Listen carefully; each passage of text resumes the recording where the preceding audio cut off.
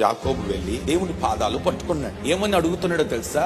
నీవు నన్ను ఆశీర్వదించేంత వరకు నేను నిన్ను ఒక మాట అడుగుతాను, నన్ను ఆశీర్వదించేంత వరకు విడిచిపెట్టనన్నాడు కదా. యాకోబుకు అప్పటికి గొర్రెలు లేవంటవా? పశువులు ఉన్నాయా? పిల్లలు ఉన్నారు కదా, ఏం తక్కువ లేదు కదా, ధనవంతుడే కదా, ఆల్రెడీ సమృద్ధి ఉంది కదా, ఇంకేం ఆశీర్వాదం కావాలి ఈయనకి? ఆశీర్వాదం అంటే ఏంటో తెలుసా? ఆస్తి మాత్రం కాదు. ఆశీర్వాదం అంటే ఏంటంటే యాకోబుకు అన్నీ ఉన్నాయి కానీ సమాధానం లేదు. నేను అంటాను, ఆశీర్వాదం ఏముందంటే సమాధానం ఉంది. ఆశీర్వాదం అని అంటే డబ్బు కాదు.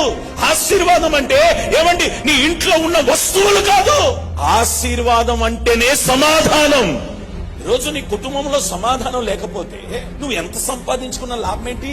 నీ కుటుంబంలో సమాధానమే లేకపోతే ఆస్తి ఉండి లాభమేంటి?